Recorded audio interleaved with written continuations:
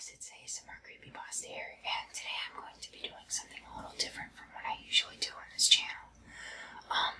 Today I'm going to be doing a photography lesson sort of thing to help you guys out if you kind of do DSLR and want to learn how to use the other controls, or you're a film student, film student, art student, and you have an SLR, DSLR, and you're trying to learn how to use it, or you just overall want to take better pictures.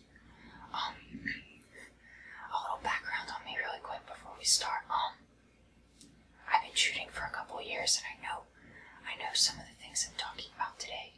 Well, I know all the things I'm talking about today, and I just want to share them with you guys, so that way you're, so maybe it will help you guys out in the long run. Maybe you'll get a little bit better.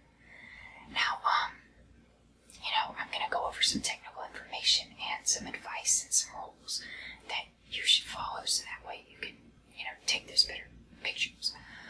So, basically, I just want to start off by saying that if you guys think that you can't take good pictures with an iPhone or a compact camera, then you're kind of wrong, in a sense. And if you think you're going to get amazing, awesome pictures with a big camera or a professional camera, in a sense, that's not always the case. You can get really good photos with a compact or a phone or any other camera that you might consider bad, and you can get really bad photos with what you consider a professional camera or a full frame camera. Also, I just want to say that it's good to get comfortable with what you're shooting with. So even with that iPhone or that compact or point shoot or whatever, you want to get comfortable with it, and you want to master it, and you just want to get good overall. And if you have a DSLR, that's okay too. You can master that as well. And don't quit if you don't think you're taking good pictures, because that's not going to help you out in the long run. It really won't. So don't quit if you think you're doing bad, because maybe some other people will like your work, and even if you don't, then, again, some people might enjoy it, and some people may very well tell you to not quit. And finally, experiment and have fun with it all. It doesn't always have to be serious. It can be, just do what, try new stuff, and just see what looks good. And if you think it looks good and other people thinks it's good, then it probably is good. It's probably just good.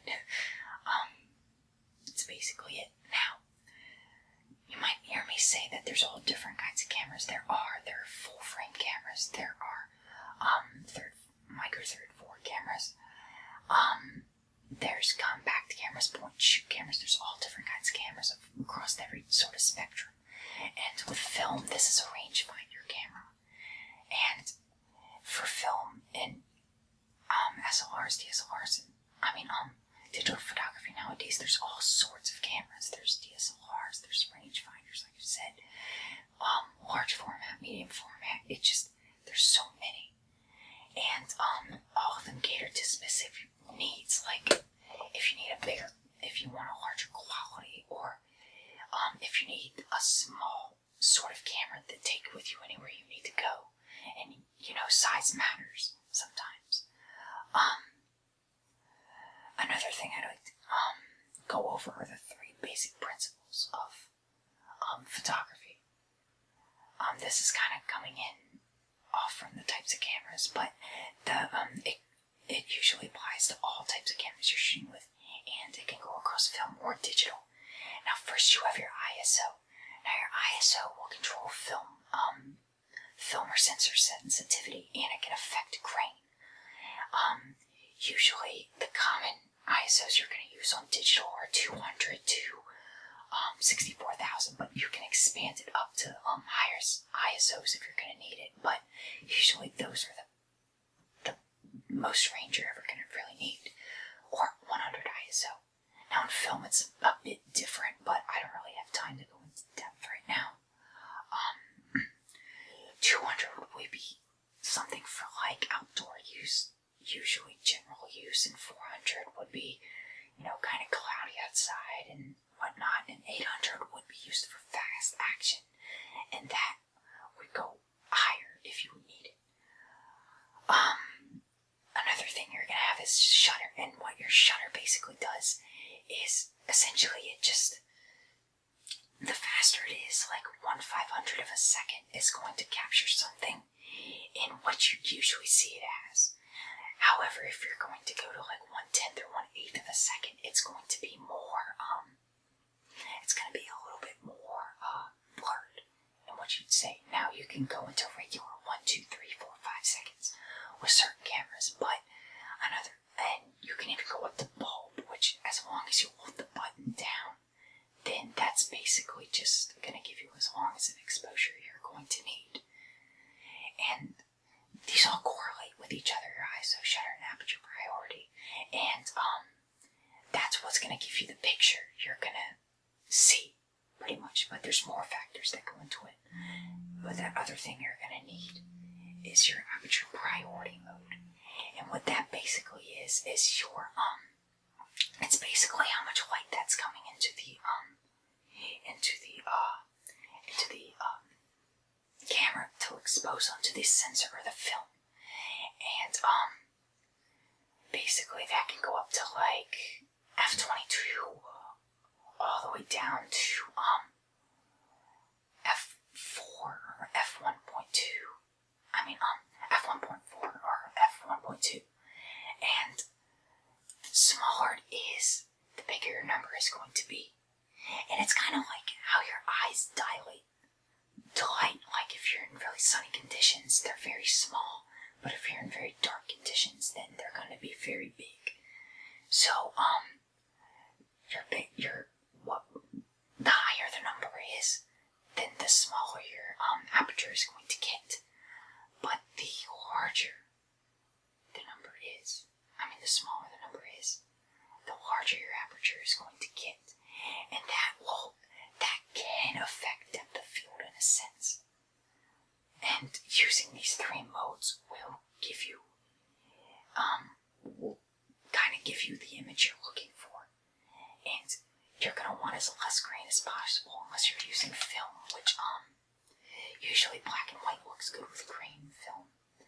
And, shutter's just going to affect what you're seeing. Like if you want a fast looking scene, then you're going to want to use a slow shutter speed, and your aperture is going to affect how much light comes with the camera, and it can potentially affect depth of field in a sense. Two other things I'd like to point out are your white balance and your exposure compensation. Now, what your white balance does is basically like if you put a filter over your camera, it's kind of like Instagram in a sense. Your white balance will affect the warmth or the coolness or whatever to that image. So if you put like, say if it's just going to affect the warmth or the coolness of the image and basically how it looks. Like if you take an image and you look at it and you say, oh well, it looks like crap, then you can go back and fix it in post and adjust the white balance. It's a little harder to explain, but it's basically like putting a filter over your camera, but you can do it in camera on most DSLRs. And your exposure compensation is basically the overall exposure of your image. Yes, those three factors can affect your exposure, but after you put those three in, you can kind of adjust it. Like, I have the option right now on this camera to change the exposure. Like, I can press down and underexpose it, or I can go all the way up and overexpose it. Now, I kind of left it right here, and that's basically how that is. Basically, those are all your technical issues and what you're going to need to know if you're shooting a scene.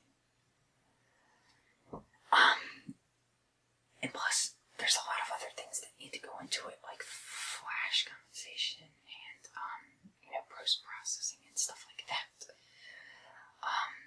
But, those are easier to learn, but I don't have the materials to teach you guys with.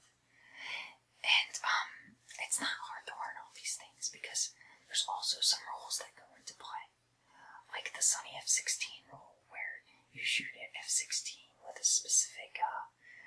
a specific ISO. I think it's ISO 400 and 200 that you might want to use. And use like I don't know the shutter. It's I should have wrote that down. But anyway, those are some technical factors that go into getting your image, and those are if you want to go outside of the auto mode. And speaking of auto mode, I'd like to point out the 4 other modes that you might see on a DSLR, which are your P mode, which is your P mode does. It just basically you can adjust the shutter speed and the aperture priority mode, and it will adjust your ISO. And your aperture mode will let you adjust the aperture, and the shutter will affect, and the S mode will let you affect your shutter, change your shutter, and basically M lets you do all of those things. I usually shoot on P and M because the other 2 modes I don't really care for. But basically P and M lets you do just about everything. Well, basically everything. It lets you adjust everything I just told you about. So you can get the image that caters to you. However, it's not very good to use if you're trying to get a quick shot. Those other modes, especially your P mode, as long as you have the ISO set, then basically the camera does the rest. One more thing I'd like to go over with you guys today is rules, basically. And what these rules are, basically, your leading lines and your rule of thirds and your aspect and your golden rule ratio. The first thing is your get this in focus, your rule of thirds. Now basically what your rule of thirds is you want to line your subject up along these 4 intersecting lines. And the whole object is that you don't always have to get your subject in the center of the frame. So that way your eyes can lead down to these intersecting lines without, the subject having to be right in the middle or out to the sides. And this is a very helpful thing to use if you're a beginner, because it makes it look a lot more interesting than just centered photos all the freaking time. And it can be used vertically too, if you can see that. And another thing I'd like to show you is your gold ratio rule, which basically states that your subject is going to want to be around here, so that way your eye kind of comes through the image and kind of lands right on your subject. And it can be done any way possible. I don't have any pictures to show you guys to explain exactly how it goes, so I apologize for that. But basically these 2 help very much, and these are very key examples as to what most photographers follow, so that way they get the best image they can. And there's other things like leading lines and the phi rule, which is basically the rule of thirds. But these horizontal squares are more stretched, so that way you can basically get more into your frame. And it's basically the rule of thirds, except a little bit more complex.